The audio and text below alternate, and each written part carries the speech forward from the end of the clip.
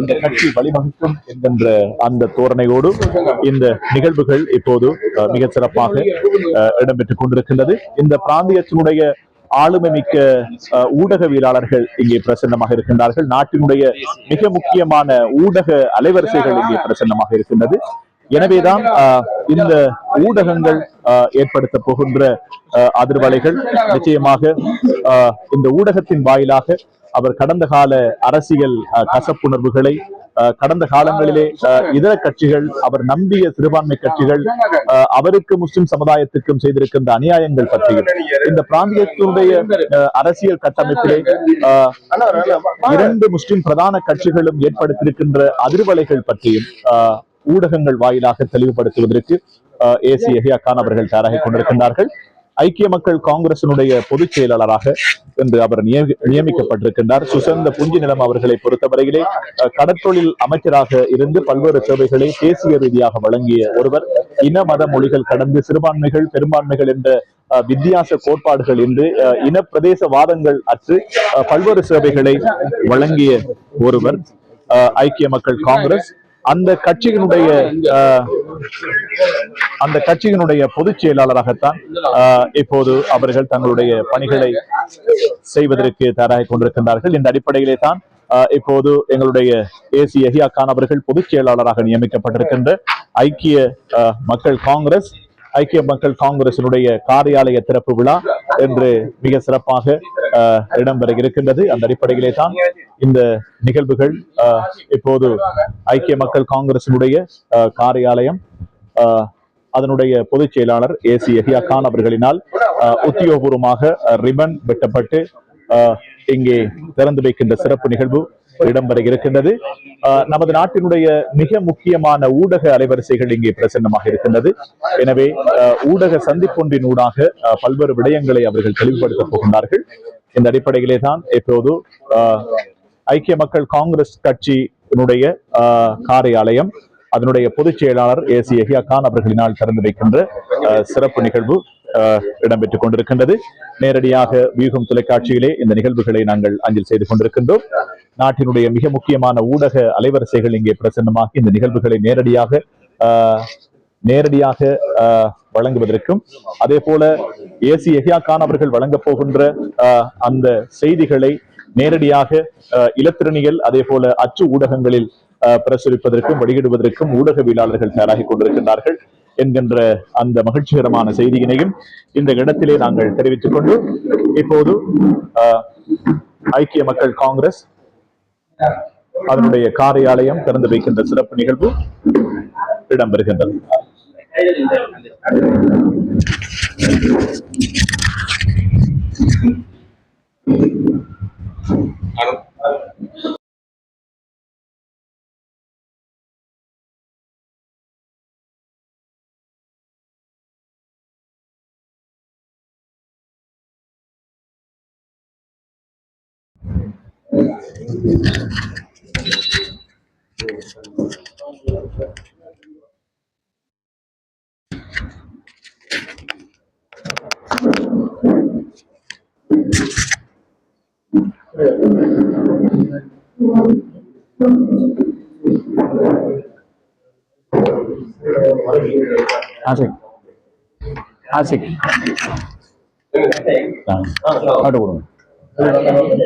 எடுங்க.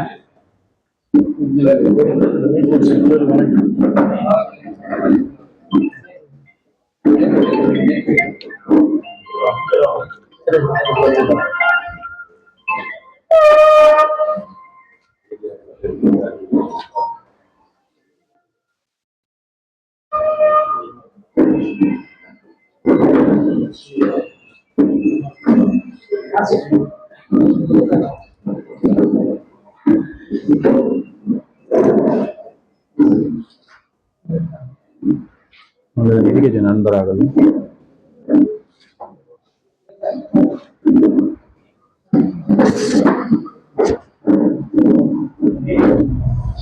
It's okay. It's okay. No problem, no problem. No problem. It's okay. It's okay.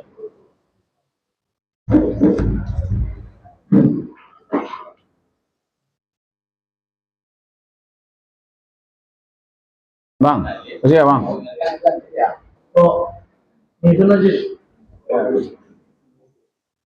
Bang bar, jalan.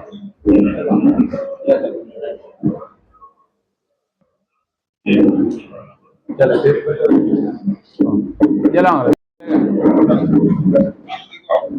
Rasaga, rasaga. Ibar. Sini agak bang. Ibra, Ibra.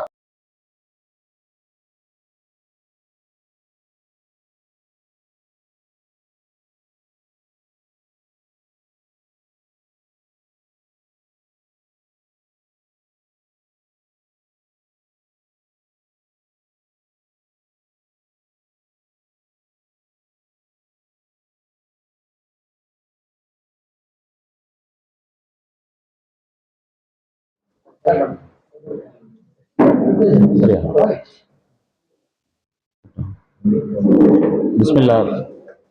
பிஸ்மில்லாஹிர்ரஹ்மானிர்ரஹீம். இன்று நாங்கள் இந்த இடத்திலே ஒன்று கூடியிருக்கிற காரணம், காரியாலய திறப்பு காரணம் என்னவென்று ஊடகவியலாளர்களுக்கு தெரிவுபடுத்துவதற்காக இங்கே நாங்கள் ஒன்று கூடியிருக்கிறோம். கடந்த 14 வருடமாக நான் முஸ்லிம் காங்கிரஸிலிருந்து என்ன செய்தேன், இந்த 14 வருடங்களுக்கும் இந்த சமூகத்துக்கு எத்தனை ஏமாற்றங்களையும் செய்திருக்கிறார்கள், ஏன் இந்த புதிய கட்சி சமகி ஜன காங்கிரஸே என்ற கட்சியை நாங்கள் ஸ்தாபித்திருக்கிறோம். அதுக்கு தலைவராக சுசந்த பொஞ்சிநிலைமை முன்னாள் அமைச்சர் அவர்களை நியமித்திருக்கிறோம். ஏனென்றால் 14 வருடமாக என்னுடைய நண்பர்களின் ஆலோசனையின்படி நான் அவர்களோடு சேர்ந்து பயணித்துக் கொண்டிருந்த போது அவர்களுடைய நிலைப்பாடு என்னவென்றால், அவர்கள் தனிப்பட்ட அவர்களுடைய கல்லாக்கள் நிரம்ப வேண்டும், மக்களுடைய நலன்களில் இருந்து சிந்திப்பதற்குரிய காலங்களுக்கு டைம் கொடுப்பதில்லை. ஏனென்றால் சமூகம் சார்ந்த விடயங்களையும் எங்களுடைய சமூகத்துடைய பிரச்சனைகளையும், வருகின்ற பிரச்சனைகள், அபிவிருத்தி சம்பந்தமான விடயங்களை சமூகத்துக்காக செய்ய வேண்டும் என்று இந்த முஸ்லிம் காங்கிரஸை மாமனிதர் அஷ்ரப் அவர்கள் உருவாக்கி சென்றார்கள். தற்போது நான் 14 வருடமாக மிகவும் அவர்களோடு செலவழித்துக் கொண்டு கஷ்டப்பட்டிருக்கிறேன். ஏனென்றால் என்னுடைய நண்பர்கள் கூறுவது என்னென்றால், பொறுமையாக இருங்கள், இல்லை என்றால் உங்களுடைய குடும்பத்தவர்களை போன்று அங்கும் இங்கும் கட்சியை விட்டு பாய்வது வழக்கம் என்று கூறிவிடுவார்கள் என்பதற்காக கிட்டத்தட்ட 15 வருடமாக பொறுமையாக இவர்களோடு நின்று பயணித்திருக்கிறேன். இங்கே இருக்கிற ஊடகவியலாளருக்கு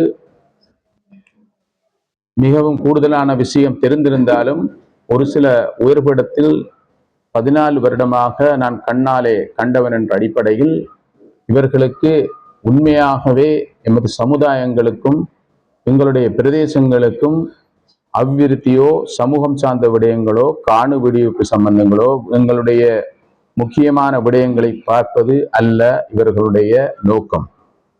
இவர்களுடைய கஜானா நிரம்ப வேண்டும். அவர்களுடைய தனிப்பட்ட வழியில் தேட வேண்டும். இந்த 14 வருடமாக உங்களுக்கு தெரியும், இந்த கட்சி சாதிச்ச விடயம் ஒரு காலேக்கர் காணியை விடுவித்திருக்கிறார்களா? விடுவிக்கவில்லை. கல்முனையை அபிவிருத்தி செய்திருக்கிறார்களா? அபிவிருத்தி செய்யவில்லை. கல்முனையை எங்களுடைய நண்பர் ஹரிஸ் அவர்கள் ஒரு சில விஷயங்களில் எங்களுக்கு வெட்டுக்குத்து செய்திருந்தாலும் அவருடைய அனுபவத்தின் அடிப்படையில் பல விடயங்களை அவர் செய்து கொண்டு எங்களுடைய சமூகத்துக்காக எங்களுடைய தொகுதி பாதுகாக்கப்படணும், மாவட்டம் பாதுகாக்கப்பட வேண்டும் என்று கஷ்டப்பட்ட ஒருவரில் அவரும் ஒருத்தர் இருக்கிறார். ஆனால் கட்சியிலே இருப்பவர்கள் ஹரிஸ் என்கின்ற ஒருத்தர் இந்த இடத்தில் கல்முனையை அபிவிருத்தி செய்யவிட்டால் அவர் உயர்ந்து விடுவார், எமது படி உடைந்து விடும் என்று அவரை தட்டிக்கொண்டே இருந்தார்கள். அதே போல உங்களுக்கு தெரியும், கடந்த ரணில் விக்ரமசிங்கவுடைய அரசாங்கத்திலே நகர திட்டமிடல் அமைச்சு ஒன்றை கொடுத்திருந்தார்கள். அதனோடு போர்ட் மினிஸ்ட்ரியும் கம்பைன் பண்ணி கொடுக்கப்பட்டிருந்தது. 5000 மில்லியன் அந்த பணம் ஒதுக்கப்பட்டிருந்தது. நாங்கள் உயர்பீடத்தில் கூறுவது என்னவென்றால், கல்முனையை ஒரு விடயத்தாவது அதை ஒரு அடையாளமாக செய்து காட்டுங்கள் என்று. இவர் இங்கே இருக்கிற முன்னாள் பாராளுமன்ற உறுப்பினர்கள் செய்ய வேண்டும் எத்தனித்தால் இன்னும் 2 பேர் சென்று அதை செய்யவிடக் கூடாது, இவருடைய பெயர் வைக்க கூடாது, இவருடைய பெயர் போயிடும் என்று தடுப்பார்கள். இவங்களுடைய வெட்டுக்குத்தின் காரணத்தினால் எமது கல்முனை பிரதேசம் மழுங்கடிக்கப்பட்டு நாங்கள் அஷ்ரப் எங்களுடைய தலைவர் அவர்கள் மறைந்து விட்டு சென்ற காலத்தில் இருப்பது போல் இன்னும் இருக்கிறது. வெட்கமாக இருக்கிறது. கல்முனை மாநகர சபைக்கு ஒரு கட்டடம் கட்ட முடியாத அமைச்சர்கள் எங்களுடைய கட்சியில் இருந்திருக்கிறார்கள். கல்முனையிலே சந்தாங்கடி மைதானம் புனரமைத்துக் கொடுங்கள் என்றோம், அதுவும் இல்லை. அஷ்ரப் விளையாட்டு மைதானம் இருக்கிறது. அத்தனை விடயங்களும் 10 வீதங்களை செய்வது, 90 வீதங்களை விடுவது, 20 வீதங்களை செய்வது, 80 வீதங்களை விடுவது, இதையெல்லாம் கடுமையாக நாங்கள் யோசித்து பார்த்து கொண்டிருந்தோம். இவர்கள் திருந்துவார்கள் என்பது. இவர்கள் நல்ல வேலை செய்யக்கூடிய ஞானம் தெரிஞ்சவர்கள், ஒரு நல்ல பண்புள்ளவர்கள், நல்ல அனுபவம் உள்ளவர்கள் என்கின்றவர்களை இவர்கள் வளமையாக வைத்துக் கொள்வதில்லை. ஏனென்றால் ஒரு ஃபைல் ஒன்றை தூக்கி கொண்டு yes sir no sir, yes sir no sir என்று சொல்லுகின்றவர்களை வைத்துக்கொண்டு இந்த கட்சியை ஒரு சிறு குழுவினர், ஒரு சிறு எடுபிடி கூட்டங்களை வைத்துக்கொண்டு செய்வதை வழக்கமாக கொண்டு இயங்குகிறது. அந்த எடுபிடி கூட்டங்களை வைத்துக்கொண்டு இயங்குகின்ற ஒரு பிரைவேட் லிமிடெட் கம்பெனியாக ஒரு குழு இருக்கிறது. வெளியிலே கட்சியாக தோன்றப்பட்டாலும் ஒரு குழு ஒன்று இருந்து கொண்டு அதை அந்த குழுதான் நடத்தி கொண்டிருக்கிறது. எவ்வளவுதான் நீங்கள் செலவு செய்தாலும், எவ்வளவுதான் மக்களை கவர்ந்தாலும், எவ்வளவுதான் மக்கள் ஆதரவு இருந்தாலும், எமக்கு இந்த கட்சியினால் எங்களுடைய இந்த பொன்னான நகரம் கல்முனை மாநகரத்துக்கும் எதுவும் கிடையாது, மாவட்டத்துக்கும் எதுவும் கிடையாது, மாகாணத்துக்கும் எதுவும் கிடையாது. இலங்கையில் இருக்கிற எமது சமுதாயத்துக்கும் ஒரு விடிவெள்ளி இந்த கட்சியினரால் கிடைக்கப் போவதில்லை என்ற ஒரு தீர்மானத்துக்கு வந்த பிறகு எங்களுடைய ஆதரவாளர்கள் மத்தியில் நாங்கள் ஒரு சில கலந்துரையாடல்களை செய்தோம். அதன் பிறகு நாங்கள் ஒரு கட்சியை ஸ்தாபிக்க வேண்டும். அதன் பிறகு அந்த கட்சியை ஸ்தாபித்து நாங்கள் அவர்களை போன்று ஆள வருகிற அரசாங்கத்தை, இவர்களுடைய பாணி என்னவென்றால் எதிர்கட்சிக்குள் வந்த பிறகு ஆளுகிற எந்த கட்சியாக இருந்தாலும் இவர்களுடைய பழக்கம் என்னவென்றால் அவர்களை எதிர்ப்பது. ஒரு அரசாங்கம் ஆட்சிக்கு வந்தால் குறைந்தது ஒரு வருடம், 1.5 வருடம் அவருக்கு எந்த ஒரு அரசாங்கம் இருந்தாலும் நாம் காலம் கொடுத்து பார்க்க வேண்டிய கட்டாய தேவைப்பாடு இருக்கிறது. ஏனென்றால் எடுத்த எடுப்பில் 1 மாசமாக இருந்தாலும் அவர்கள் எதிர்த்து கொண்டு எமது சமுதாயத்துக்கும் அவர்களால் நடக்கப்படுகிற அத்தனை வேலைகளையும் நடக்காமல் ஆக்கப்படுகிற வேலையை செய்து கொண்டிருக்கிறார்கள். தற்போது நாங்கள் விரும்பியோ விரும்பாமலோ எங்களுடைய முன்னாள் பாராளுமன்ற உறுப்பினர், என்னுடைய குடும்ப உறுப்பினரால் மாமா அவர்கள் தேசிய பட்டியல் நியமித்ததற்கு பிறகு இந்த ஊரிலே எங்களுடைய கட்சி இல்லாவிட்டாலும் என்னுடைய பிரதேசத்தில் கல்முனை தொகுதியை பிரகடனப்படுத்தி கொண்டு ஒரு பாராளுமன்ற உறுப்பினர்களை தற்போது வந்திருக்கிற அரசாங்கம் கொடுத்திருக்கிறது. எங்களுடைய நோக்கம் என்னவென்றால், நாங்கள் இந்த கட்சியை ஸ்தாபித்திருக்கிற நோக்கம் என்னவென்றால், எங்களுடைய அனுபவங்களை அவர்களுக்கு ஷேர் பண்ணிக்கொண்டு எதிர்காலத்தில் எங்களுக்கு கிடைக்கப்பட்டிருக்கிற பாராளுமன்ற உறுப்பினரை வைத்துக்கொண்டு எமது சமூகம் சார்ந்த விடயம், கல்முனையில் விடப்பட்டிருக்கிற அபிவிருத்தி சம்பந்தமான விடயங்களை அவரோடு சேர்ந்தும் நாங்கள் பயணிக்க வந்தால் பயணிப்பதற்கு தயாராக இருக்கிறோம். வெட்கமாக இருக்கிறது, ஹாஸ்பிட்டல் வீதியிலே இருக்கிற அந்த பாலம் இருக்கிற அழகை பாருங்கள். 30 வருடம் 22 வருடம் தலைமைத்துவம் நான் இருக்கின்ற கட்சி, எங்களுடைய தலைவருக்கு 5000 மில்லியன் நிதி ஒதுக்கப்பட்டு கல்முனை துபாய் ஆக்கப்படும், சாய்ந்தமருது கட்டாராக ஆக்கப்படும், நட்பட்டி முனை பஹ்ரைன் ஆக்கப்படும், மருதமுனை சவுதி அரேபியாவாக்கப்படும் என்றெல்லாம் மீடியாவுக்கு முன்னால் போய் செய்து நடந்தவைகள் ஒன்றுமே கிடையாது. நானாகவே ஒரு கேள்வி கேட்கிறேன் என்னவென்றால், எங்களுடைய நோக்கம் அரசாங்கம் செய்கிற வேலைகளுக்கு ஆதரவு கொடுத்து கொண்டு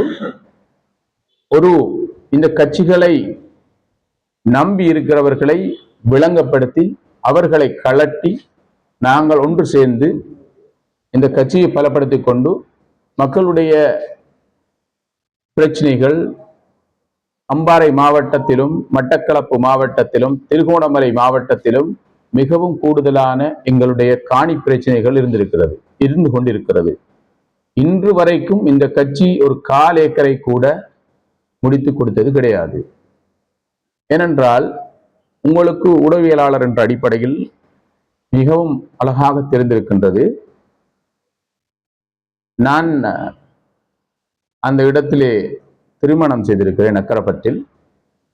நான் திருமணம் முடித்த போது நான் நினைக்கிறேன் 25 வருடத்துக்கு முதல் 25 வருடத்துக்கு முதல் நான் திருமணம் முடித்த போது அக்கறை பற்றி இருந்த நிலைமை தற்போது அது குட்டி வெளிநாடு போல் அத்தனை அரசாங்க நிறுவனங்களும் அத்தனை கட்டடங்களும், ஆஸ்பத்திரி வேணுமா, போலீஸ் ஸ்டேஷன் வேணுமா, டெக்னிக்கல் காலேஜ் வேணுமா, ஸ்போர்ட்ஸ் வேணுமா, அத்தனை விடயங்களையும் அந்த எங்களுடைய கட்சியால் கூறப்படுகிற ஒரு தனி மனிதர் என்று கூறப்படுகிற அத்தாவுல்லாவால் செய்ய இயலும் என்றால், நீங்கள் எத்தனையோ கேபினட் அமைச்சர்களை வைத்துக் கொண்டிருந்தீர்கள், எங்கட அரசாங்கம் என்று கூறினீர்கள், எத்தனையோ ராஜாங்க அமைச்சர்களை வைத்துக் கொண்டிருந்தீர்கள், எத்தனை பிரதி அமைச்சரை வைத்துக் கொண்டிருந்தீர்கள், எத்தனை எம்பியை வைத்துக் கொண்டிருந்தீர்கள். நீங்கள் ஏன் ஒரு இடத்தை கூட அத்தாவுல்லா செய்தது போன்று கல்முனையை செஞ்சிருக்கலாம், மருதமுனையை செய்திருக்கலாம், நாட்பட்டி முனையை செய்திருக்கலாம், சாய்ந்த மருதை செய்திருக்கலாம், இந்த ஊரை செய்திருக்கலாம், சம்மாந்துறையை செய்திருக்கலாம். எங்கே செய்தார்கள்? ஒரு இடமே எதுவுமே செய்தவில்லை. ஆகையினால் இன்னும் இவர்களுடைய ஏமாற்றத்தோடு சேர்ந்து எங்களிடம் இருக்கிற பணங்களையும் செலவழித்துக் கொண்டு இவர்களுடைய குடும்பத்தில் நாங்கள் பிறந்தவர்கள் போன்று இவர்களுக்கு செலவழித்துக் கொண்டு இவர்களுக்கு பின்னால் தெரிந்து கொண்டிருக்கிற விளையாட்டு இனி சரிவராதென்று இவர்களுக்கு எதிர்த்து கொண்டு இவர்களோடு தங்கி இருக்கிறவர்களை நாங்கள் கலட்டி எடுத்துக்கொண்டு இந்த கட்சியை ஒரு நல்ல ஒரு சிறந்த வழியில் ஐக்கிய மக்கள் காங்கிரஸை வழிநடத்த நாங்கள் செயலாளர் நாயகமாக நான் பயணித்துக் கொண்டிருக்கிறேன். என்னென்றால் இவர்களை நம்பி நாங்கள் ஏமாந்திருக்கிறோம். ஊடகவியலாளர்களுக்கு மத்தியில் நான் கேட்கிற கேள்வி என்றால், உங்களுக்கே தெரியும் இவர்களால் செய்த ஒரு உருப்படியான வேலை என்ன என்பதைத்தான் இங்கு நான் உங்களிடம் கேட்க இருக்கிறேன். இதுவும் கிடையாது. என்னவென்றால் அவர்களுக்கு என்ன செய்ய வேண்டும் என்றால், அவர்களுடைய கூச்சா தூக்குறவர்களுக்கு தேசிய பட்டியலும் அவர்களுடைய கூச்சா தூக்குறவர்களுக்கு பதவிகளும் கொடுத்து கொண்டிருப்பதற்கு இந்த கட்சி தேவையில்லை என்ற எண்ணம் தற்போது மக்களுக்கு வந்திருக்கிறது. எங்களுடைய மக்கள் போரிடமெல்லாம் உங்களுக்கு வாக்கு கொடுக்க முடியும், நீங்க இருக்கிற கட்சியை விட்டு கலருங்கள். இதே கதையை எனக்கு 3 வருடமாக சொல்லி வருகிறார்கள். நாங்களும் பொறுமையாக இருந்து பார்த்தோம். கடந்த தேர்தலிலும் இவர்களுடைய நடவடிக்கை எப்படி இருந்தது? இந்த வெட்டுக்குத்து செய்வதில் இவர்கள் மன்னர்கள், வெட்டுக்குத்து செய்பவர்கள் ஏமாற்றுவதிலும் விடிய வைத்துக்கொண்டு மற்ற கட்சியில் சைன் பண்ணக்கூடாது என்று ஏமாற்றுவதில் இவர்கள் கிங்காக இவர்கள் பேர் போனவர்கள். ஆகையினால் முதலாக எதிர்வருகிற தேர்தலிலே எங்களுடைய கல்முனை தொகுதி கோர்ட்ல கேஸ் இருப்பதால் அது நடக்கவில்லை என்றால் மற்ற இடங்களில் முதலாக அம்பாறை மாவட்டத்தில் உள்ள முஸ்லிம் மக்கள் இருக்கிற பிரதேச சபைகள் எல்லா இடங்களிலும் நாங்களும் ஆட்களை போட்டுக்கொண்டு, அதே போல திருகோணமலை, ரத்னபுரை என்னுடைய தலைவர் சுசாந்த புஞ்சினலா அவர்கள் அதை பார்த்துக் கொள்வார்கள். எதிர்வருகிற தேர்தலில் நாங்களும் போட்டியிடுவதற்கான முஸ்தீபை அதற்காகத்தான் நாங்கள் அவசரமாக 11 மாசமாக நாங்கள் பிளான் பண்ணி கொண்டு அதை செய்து வந்து அதற்குரிய வேலைகளை செய்து கொண்டு உடனடியாக இந்த காரியாலயத்தை திறக்கலாம் என்று முடிவெடுத்து உங்களை இந்த இடத்தில் அழைத்திருக்கிறேன்.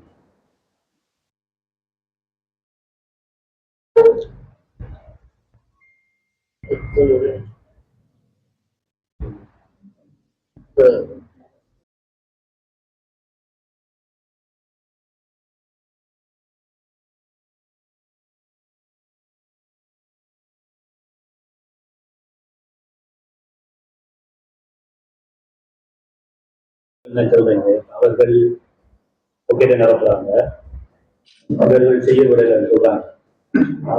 இவர்கள் யாருங்கிற நீங்க அந்த குறிச்சு பேரை சொல்றதுக்கு பயங்கரீங்க. என்னை பொறுத்த மட்டிலே உங்களுக்கு தெரியும், இவர்கள் உழைப்பதற்காக இந்த கட்சியை பயன்படுத்திக் கொண்டிருக்கிறார்கள் என்ற விடயத்தை உங்களுக்கு தெளிவாக கூறியிருக்கிறேன்.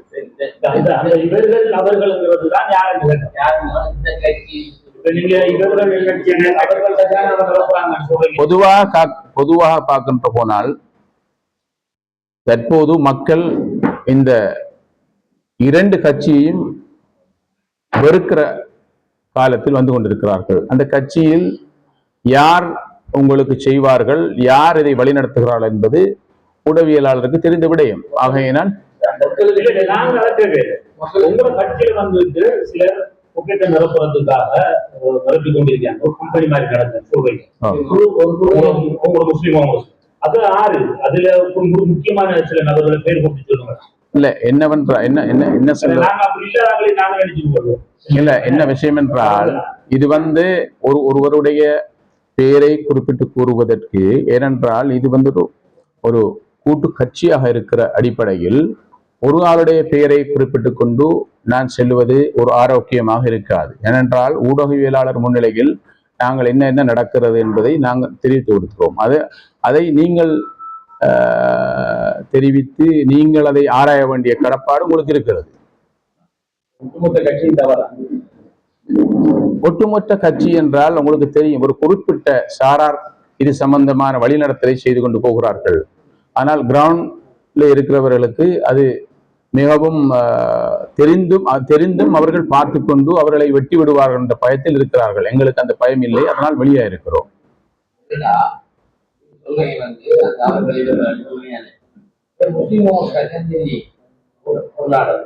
அந்த கட்சி வெளியாக கட்சியில உழைக்கானா தலைவர் சொல்லலையா, அது செயலாளர் சொல்லலையா,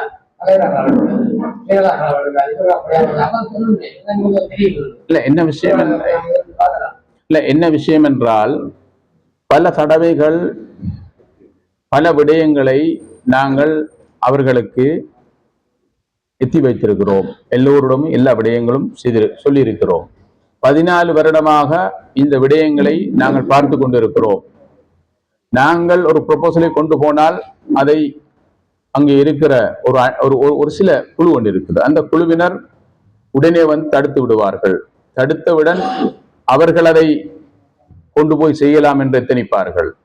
ஆனால் அதன்படியால் அவர்களுக்கு செய்யாமல் முடிந்துவிடும், செய்ய மாட்டார்கள். நாங்களும் செய்ய போறதில்லை. இதுதான் அங்கு நடப்பது வளமையான பழக்கம். 14 வருஷம் முஸ்லீமும் 14 வருஷமா விஷயம் நடக்குது பார்த்துக்கிட்டு இருந்த சொல்றீங்க.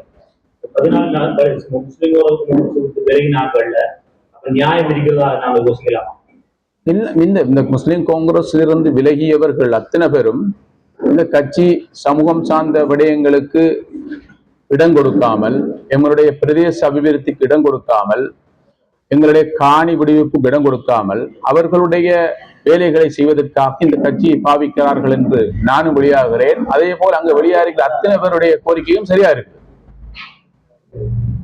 ஒரு ஹைகமாண்ட் மீட்டிங்ல நீங்க படம் எடுத்த போட்டோ ஒன்று எடுத்து அரசியல படத்தை வெளியே விட்டதுக்காக ஒரு குறிப்பிட்ட ஒரு குறுகிய காலம் ஹைகமாண்டுக்கு நிறுத்தி வைக்கிற அவசியம் பார்த்தோம். கசப்பு அப்பதான் ஆரம்பிச்சதா நாங்க நினைக்கலாம். இல்ல, என்னை பொறுத்த மட்டிலே நான் ஒரு 4 வருஷமாக இந்த கட்சியை விட்டு வெளியாக வேண்டும் என்ற எண்ணத்தோடு, ஏனென்றால் எங்களுக்கு பொறுத்து கொண்டு இருக்க முடியாது. இவர்கள் சமூகம் சார்ந்த விடயங்கள் எதுவுமே செய்யறதுக்கு தயாரில்லை. அவர்களுடைய அந்த சார்ந்த ஒரு சிலர் இருக்கிறார்கள், அவர்களுக்கு இந்த கட்சியை வழிநடத்தி கொண்டு அவர்களுடைய ஸ்டைல் படித கொண்டு போய்த்துக்கிட்டு அவர்களுடைய தனிப்பட்ட தேவைகளை முடிக்கத்தான் அவர்கள் பார்க்கிறாரே ஒழிய, ஆகையினால் இந்த போட்டோ சம்பந்தமான விடயம் நானும் ஹரீஸும் பக்கத்தில் இருந்த போதுதான் அது நடந்தது. என்னை பொறுத்த அளவில் அந்த போட்டோ எடுத்தது நானும் அல்ல, ஒரு ஆள் எடுத்து எனக்கு போட்டது தான் நான் என்னுடைய நண்பருக்கு போட்டு அவர் மிஸ்டேக்கா போட்டு விட்டார். அது பெரிய ஒரு இஷ்யூவாக இல்லை. அது ஒரு உயர்விடத்தில் என்னை வர வேண்டாம் என்று என்னிடம் நேரடியாக தொலைபேசிகள் அழைத்து அவர் என்னிடம் மன்னிப்பு கேட்டார். நான் எனக்கு செய்ய வழி இல்லை. என்னுடைய தலைவர் ஓமம் அவர் போன்ல என்கிட்ட தெளிவாக கேட்டார், மன்னித்து இல்ல நான் என்னுடைய தலைவர் என்று கூறியிருக்கிறேன். நான் என்னுடைய தலைவர் என்னோட கால் பண்ணி வெரி சாரி ஐயா, நான் அதை கொஞ்சம் செய்ய வேண்டி வந்துட்டு மனுஷன் சொன்னார். பிறகு இந்த விளக்கத்தை கடந்த நான் போன கடைசி ஹைகமாண்ட்லையும் அவர் கூறினார். எப்படி என்றால், நான் போன முறை நடந்தது அதை நான் செய்திருக்க கூடாது, அதை அடுத்து நான் அதை பிரச்சனையை கொஞ்சம் ஷோர்ட் அவுட் பண்ண தான் செய்தேன். நான் அவர்கிட்ட போன்ல மன்னிப்பு கேட்டேன் என்றும் கூட அவர் சொன்னார். உயர்நிலத்திலே அவரை ஒரு சில விளக்கங்களுக்கு விடுவதில்லை. அந்த பழக்கம் அங்க இருக்கிறது, ஒரு சில பிரச்சனைகள் உள்ள இருக்கிறது.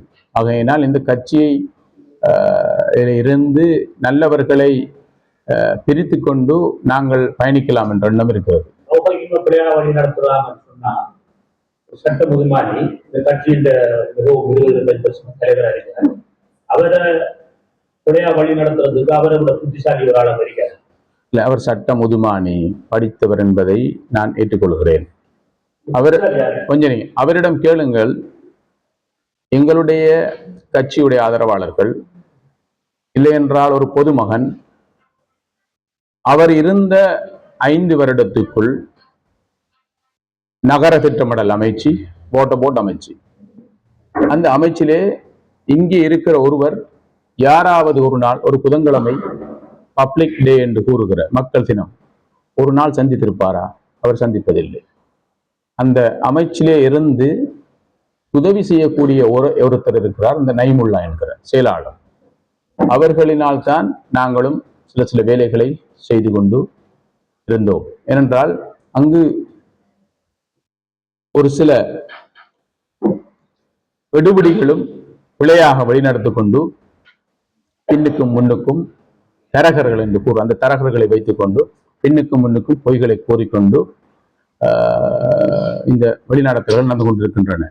2018ஆம் ஆண்டிலே உங்களுக்கு தெரியும், இங்கே நடைபெற்ற தேர்தலிலே, அந்த தேர்தலிலும் கூட அந்த கிழமை கூட 10,000 வாக்கு எங்களுக்கு இருக்கிறது சாய்ந்த மருதல் என்று கூறிய மடைமைகள் தான் இதை பிழையாக வழிநடத்திக் கொண்டிருக்கிறார்கள். கடந்த தேர்தலிலும் கூட 12,000 வாக்குகளை நாம் பெற்றுவிடலாம், 1000 வாக்கு தான் பிரிந்துவிடும் என்று கூறி தேர்தல் கேட்க வந்தவர்களும் இங்கு இருக்கிறார்கள்.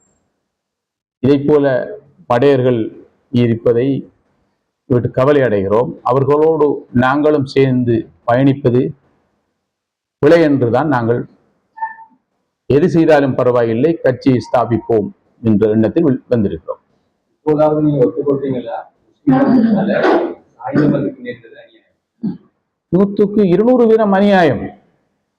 அநியாயம் என்றால் எங்களுடைய ஆட்கள் நினைத்துக் கொண்டிருக்கிறார்கள் இதற்கு பின்னால் ஹரிஷ் மட்டும் தான் இருக்கிறார் என்று. அது மட்டுமல்ல, நிறைய இருக்கிறார்கள். உள்ளே ஹரிஷுடைய படத்தை பார்த்திக் கொண்டு நிறைய சக்திகள் அதை கொடுக்காமல் விடக்கூடாது என்று விடாப்பிடியாக இருந்து தலைவரை பிழையாக வழிநடத்திய தெரியும். எங்களுக்கு தெரியாமலும் இல்லை, பிழை.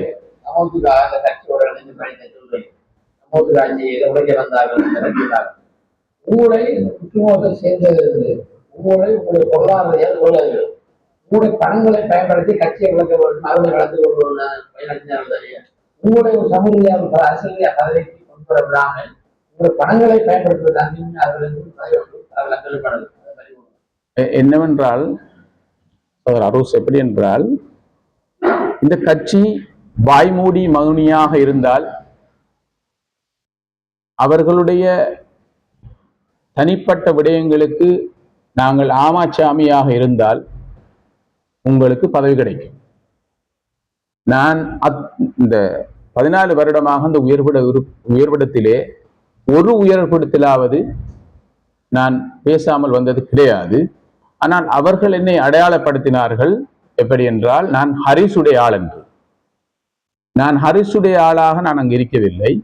நான் ஒரு பிழை வருகிற போது, நடக்கிற போது நான் வளமையாக அவர்களை சேர்த்துக்கொண்டு கட்சியை வளர்க்க வேண்டும் எண்ணத்தோடு அவர்களை காப்பாற்றிக் கொண்டு வைத்துக் கொண்டிருந்தேன். அதுதான் உண்மையான எங்களோட எண்ணம். ஹரிஷ் பற்றி சொல்றீங்க. ஹரிஷுக்கு போன தேர்தல் உங்க பார்வையில அது சரியா பிள்ளையா? கட்சி தலைமைத்துவம் செஞ்சது எப்படி பாக்குறீங்க? பச்சை துரோகம். ஏனென்றால் நொமினேஷன் நடப்பதற்கு முதல் நாள் என்னை அழைத்தார் ஹரிஷ். இங்கே சாய்ந்தவரதில் இருக்கிறவர் ஓடிவிட்டார், ஒழித்து விட்டார். என்னை வந்து சைன் பண்ணபடி நீங்க அவரிடம் அழைத்து பேச முடியும். நான் சொன்னேன், அது எனக்கு சரி வராது, நான் தோக்குன்ற எலெக்ஷன் கேட்பதற்கு விருப்பம் இல்லை என்று எனக்கு ஒரு 20 தரம் பேசினார். நான் ஏழான்னு சொன்னேன். நொமினேஷனுக்கு முதலன்று, நாளைக்கு நொமினேஷன் இருக்கிறது, இன்று 7:30 மணிக்கு என்னை அழைத்தார். அல்லாஹ்வுக்கா நீங்க வாங்க என்று கூறினார். நான் சொன்னேன், நீங்க தலைவரா என்று கேட்டேன். தலைவர் என்னை அழைத்தால் நான் வருவேன் என்றேன். நிச்சயமா தலைவர் அழைத்தால் வருவீர்களா என்று கேட்டார். நான் வருகிறேன் என்றேன். இந்த என்னுடைய மெசேஜோடு தாருசலாம் சென்றவருக்கு தான் கூறப்பட்டது உங்களுக்கு சீட் கிடையாது. இந்த விளக்கங்களை ஹரிஸ் எம்பி அவர்கள் அவருடைய தலைமையில் நடைபெற்ற கல்முனை மீட்டிங்கிலே இதை கூறவில்லை. இந்த உண்மையை நான் கூற வேண்டும் என்று இருந்தேன். இதுதான் உண்மையா நடந்தவர். அது துரோகம், பச்சை துரோகம். அவரை ஏனென்றால் மிகவும் தெளிவாக தெரியும், இவரை போட்டால் அவர் வெல்லுவார். இவங்களுக்கு விருப்பமானவர்கள் வரமாட்டார்கள். இவருக்கு விருப்பமானவர்களுக்கு தேசிய பட்டியல் கொடுக்காமல் போய்விடும் என்ற எண்ணத்தில் அவர் திட்டமிட்டு வெட்டப்பட்டார்.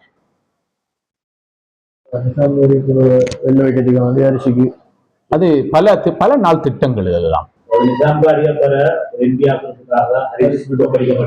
அது உண்மையா தெரியும் தானே, உண்மையா தெரியும் தானே. இப்ப ஹரிஸ் கல்முனை தொகுதியிலே பாராளுமன்ற உறுப்பினராக வந்தால் அந்த இடத்துக்கு ஒரு தேசியப்பட்டு கொடுப்பது கட்சிக்கு ஒரு இது இல்லை. 2 பாராளுமன்ற ஒரு ஊரில் கொடுப்பதற்கு எப்படி முடியும்? ஆகையினால் அது மட்டுமல்ல, ஒரு பலநாளைய பிளான். ஏனென்றால் ஹரிஸ் அவருடைய வழக்கம் என்னவென்றால், நான் நிறைய அனுபவம் இருக்கிறது. நானும் சில இடங்கள் இருக்கின்ற போது அவரும் வருவார், அந்த மினிஸ்டரோட உறவு வச்சு கொண்டிருப்பார். அவர் எந்த அரசாங்கம் வந்தாலும் ஒரு காலை அந்த பக்கம் வைத்துக் கொண்டு வளமையா இருப்பார். ஏனென்றால் அவருடைய எங்களுடைய கல்முனையில் இருக்கிற பிரச்சனைகளை காப்பாற்றுவதற்காக அவர் வளமையாக உறவு வைத்திருப்பது எங்களுக்கு தெரிந்த விடயம், எனக்கு தெரிந்த விடயம்.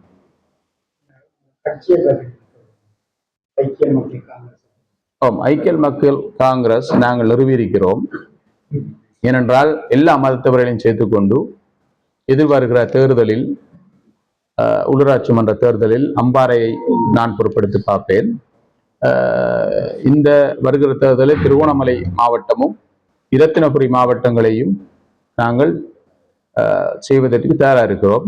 எதிர்காலத்தில் இன்னும் 2 பாராளுமன்ற உறுப்பினர்கள் இணைத்து கொண்டு நாங்கள் பயணிப்பதற்கு தயாராக இருக்கிறோம். அத்தனை பேச்சுவார்த்தையும் நடந்து கொண்டிருக்கிறது.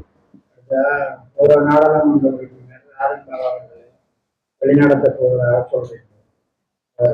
ஆலோசனை தேவைப்படால்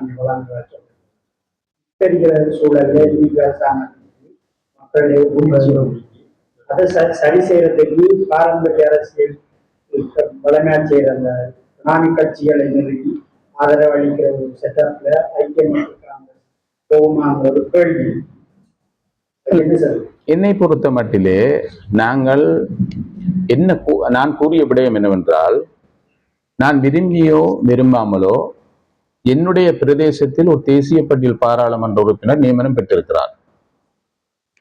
அந்த நியமனம் பெற்றிருக்கிற பாராளுமன்ற உறுப்பினருக்கு எங்களால் வேண்ட உதவிகளை செய்ய வேண்டும் என்ற எண்ணத்தை தான் நாங்கள் இந்த இடத்தில் கூறியிருக்கிறோம். நான் அவர்களுக்கு பினாமியாக இவர்களுக்கு பினாமியாக இருப்பவன் என்றால் நான் இதை இருக்கிற இடத்திலே இவர்களுக்கு பினாமியாக இருந்திருக்க முடியும். ஆகையினால் தனியாக சென்று நாங்கள் மக்களுக்கு பிழைகளை ஊடகவியலாளர் மூலமாக ஊடகம் மூலமாக வெளிப்படுத்த வேண்டும் எண்ணத்தில் நான் இந்த கட்சியை ஸ்தாபித்திருக்கிறேன். நான் பினாமியாக இருக்கவில்லை, டம்மியாக இருந்திருக்கிறேன். டம்மி. இந்த பதவிகள் அனைத்தும் டம்மி. இந்த கட்சியில சர்வதேச போக்கும் டம்மி. மனவேந்தனத்தான் சொல்றேன். நீங்கள் ஆமாச்சாமியாக இருந்தால் நீங்கள் இருக்க முடியும். நீங்கள் ஆமாச்சாமி போடாம விட்டால் எஹியாக்கான் உயர்படத்திலும் பேசியிருக்கிறார். அதனால் பதவி கிடைக்காது. தன்மை இல்லாம சர்வதேச போக்கு. ஆமா, 100க்கு 100%.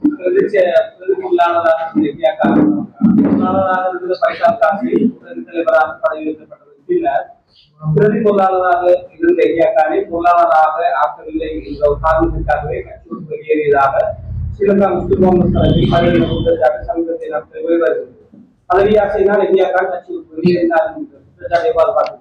இல்ல, என்னை பொறுத்த மட்டிலே பைசால் காசிம் அவர்களுக்கு போன முறை பதவி கொடுக்கவில்லை. என்னுடைய பொருளாளராக ஏகமனதாக தெரிவு செய்யப்பட்ட பதவியை நான் விட்டு கொடுத்தேன் அவருக்கு. அவரிடம் நீங்கள் தொடர்பு கொண்டு கேட்கலாம். பிரதி பொருளாளரை நான் எடுத்துக்கிறேன், அவரை கொடுங்கள். அவர் வராத கூட்டத்திலே நான் கூறியிருந்தேன் கொடுக்க சொல்லி.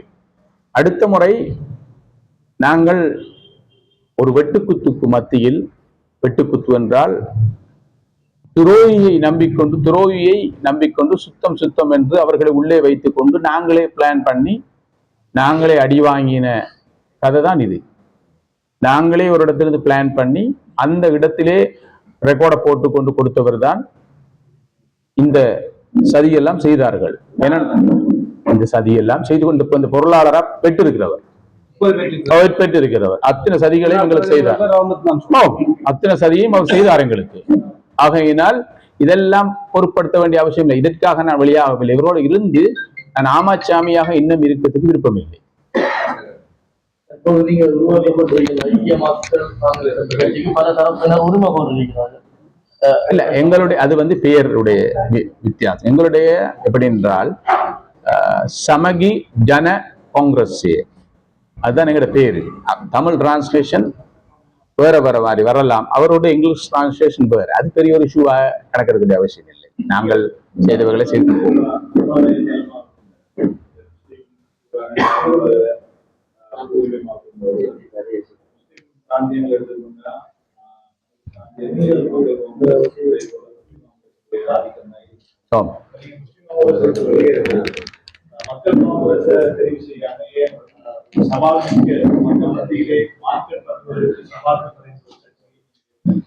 என்னை பொறுத்த மட்டிலே இது மிகவும் தெளிவான ஒரு பேச்சு உங்களுக்கு தர வேண்டியிருக்கிறது. கடந்த தேர்தலிலே 85,000 வாக்குகளை மக்கள் என்பிபிக்கு வாக்களித்தார்கள். அதனுடைய முதலாவது காரணம் என்னவென்றால் இந்த 2 தலைமையும் மக்கள் வெறுக்கிறது, இந்த 2 கட்சியும் மக்கள் வெறுக்கிறது. முஸ்லிம் காங்கிரஸையும் வெறுக்கிறது, மத்த காங்கிரஸையும் வெறுக்குது. உங்களுக்கு தெரியும், மக்கள் காங்கிரஸுக்குள்ளே விளங்குது. அவங்களுக்குள்ள அதிருப்தியில தான் மக்கள் இந்த 85,000 வாக்குகளை என்பிபிக்கு அளித்திருக்கிறார்கள். ஆகையினால் எங்களுடைய நண்பரும் ஒரு கூட்டமைப்பு செய்வதாக கேள்விப்பட்டுக் கொண்டிருக்கிறேன். கூட்டமைப்பு ஒன்று செய்கிற பட்சத்தில் நான் நம்பக்கூடிய ஒருத்தர் என்னுடைய நண்பர் ஹரிஸ் அவர்கள் அதில் இன்வால்வ் ஆகிறார் என்றால் அவர்களோடு நாங்கள் கட்சியாக சென்று சேர்ந்து ஒரு கூட்டமைப்பா இயங்குறதுக்கு நாங்கள் ரெடியாக இருக்கிறோம். 159 பாராளுமன்ற உறுப்பினர்களை என்பிபி எடுத்து, அதாவது எல்லா கட்சிகளையும் அதிருப்தி அடைஞ்சுதான் வாக்கு பண்ணிக்காங்க பொதுவான கருத்து. அப்படியா இருந்தால் நீங்க எவ்வாறு இந்த 2 முஸ்லிம் கட்சிகள் மீது குற்றம் சாட்ட முடியும்? ஏனைய கட்சிகளும் அவ்வாறு மக்கள் அதிருப்தி அடைய? என்னை பொறுத்த மட்டிலே நாங்கள் இந்த பிரதேசத்தில் வாழ்கிறவர்கள், பொதுவாக நாங்கள் பிரதிநிதித்துவப்படுத்த இந்த கட்சி தான் இங்கே முஸ்லிம் காங்கிரஸுக்கு பிறகு இந்த மக்கள் காங்கிரஸ் ஷாட்டுடைய தலைமையில்ங்கிற கட்சி தான் மெயினாக இங்கே இயங்கி கொண்டு வந்தது. ஆகையினால் மிகவும் கூடுதலான மக்கள் அவர்களோட பொதுவாக பார்க்க போனா முஸ்லிம் காங்கிரஸ் பேரை சொன்னாலே சார் அல்லாஹ்வுக்கு வந்துடாங்க, நீங்க விட்டு போட்டு ஒரு பேரை போட்டுட்டு வாங்க. இந்த கதையைத்தான் எங்க போனாலும் டலஜனைக்கு போங்க, எங்களுக்கு விரும்பிகள் சொல்றா சார் உங்களோட விருப்பம், நீங்க இந்த கட்சி விட்டு போட்டு இண்டிபெண்டன்ட்ல வாங்க. இவர்களை நம்புறதுக்கு நாங்க ரெடி இல்லை என்ற கதையை தான் மக்கள் சொல்லுது. ஆகையினால் நாங்கள் கட்சியை ஸ்தாபிச்சு கொண்டு எங்களிடம் குடியிருக்க வேண்டும். இவர்களிட்ட போயிட்டு நாங்க கெஞ்சி அவங்களுக்கு தெரியும் 2018 எப்படி ஏமாத்தினார்கள். குர்ஆன் தலையில குர்ஆனை கொண்டு வந்து தலையில சத்தியம் பண்ணி நீங்க 500 வாக்கெடுத்தா போதும், நான் உங்களை விலக்கி மேயராக்குவன் என்று சொல்லி செய்த சதியெல்லாம் எனக்கு தெரியாமல் இல்லை. ஆகையினால் இன்னும் இவர்களை நம்பிக்கொண்டு தெரிவதை விட்டுவிட்டு நாம் ஒரு சிறந்த வழியில் செல்வது நல்லம் என்ற அடிப்படையில் தான் வந்திருக்கிறோம். எதிர்கால தேர்தலில் கட்சி முஸ்லிம் காங்கிரஸ் கட்சி சவாலா? நாங்கள் என்னவென்றால் அவர்களுக்கு சவாலா ஆக்க வேண்டும், அவர்களுக்கு தெளிவுபடுத்த வேண்டும்.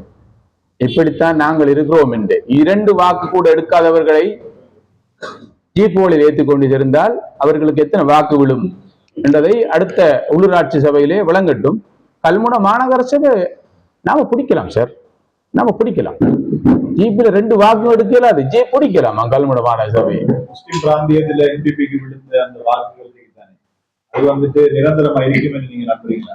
நிரந்தரமா இருக்குமா இல்லையா என்பதற்கு முதல் ஒரு என்பிபி கட்சி புதுசாக வந்திருக்கிற கட்சிக்கு குறைந்தது 2 வருஷம் காலமாவது கொடுக்க வேண்டும்.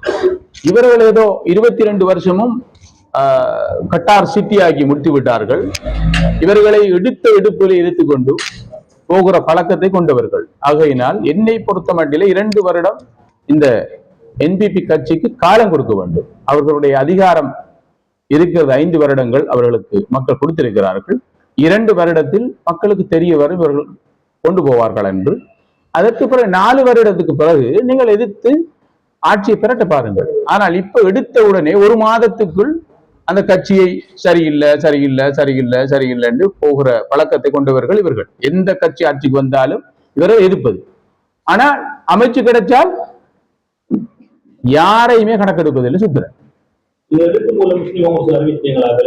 நான் அறிவிக்க வேண்டிய அவசியம் இல்லை. அவர் விரும்பினது செய்ய என்னத்துக்கு இந்த கட்சிக்கு எழுதுறதுக்கு முதலாவது யாப்புப்படி செகத்து ஏறிக்கையில்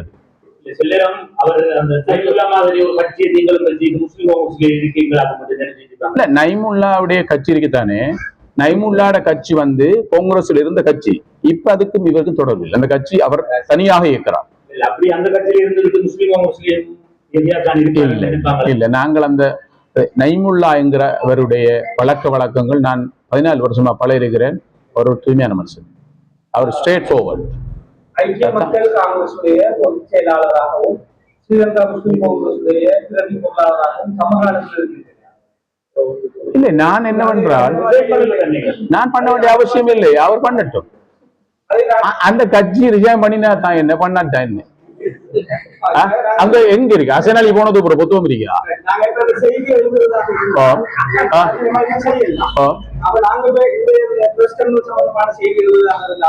ஸ்ரீலங்கா முஸ்லிம் காங்கிரசுடைய பிரதி பொருளாளரும் ஐக்கிய மக்கள் காங்கிரசுடைய செயலாளர் நாயகருமான ஏசி இலியாக்கான் தெரிவித்தார்கள்.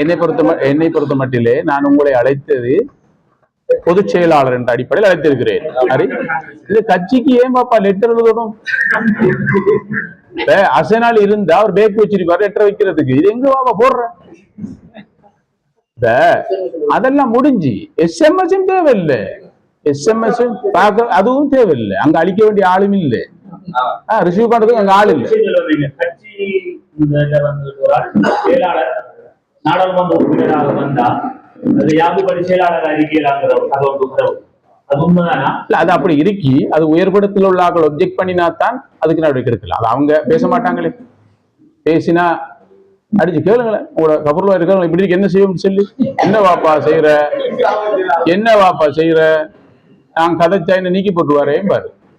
நாங்கெல்லாம் தைரியமா பேசுகிறவர்கள். அரிசிம்பியுடைய நிலைமை நான் அவரை எதிர்பார்த்து கொண்டிருந்தேன். எதிர்காலத்தில் அவருடைய நடவடிக்கை எப்படியாக அமையுமோ அதன்படி நாம் சேர்த்துக்கொண்டு போகலாம். இல்ல அவரோடு நாங்கள் ஒரு ஒப்பந்தத்தில் செல்லலாம் என்ற அடிப்படையில் நாங்கள் இதை ஸ்தாபித்திருக்கிறோம். சுசந்த புஞ்சி நிலைமை என்பவர் உங்களுக்கு தெரியும். பல அமைச்சுகளை நேஷன் பில்டிங் அமைச்சராக ஸ்டேட் அமைச்சராக இருந்திருக்கிறார். என்டர்பிரைசஸ் மினிஸ்ட்ரி இருக்க போது நான் அவருடைய அமைச்சில் கோஆர்டினேட்டிங் செக்ரட்டரியாக இருந்திருக்கிறேன். அவர் பல வேலைகளை செய்திருக்கிறார். ஆகையினால் அவரை வைத்துக் கொண்டு செய்யலாம் என்ற எண்ணத்தோடு நாங்களும் அவரை இணைத்து பயணிக்கிறோம்.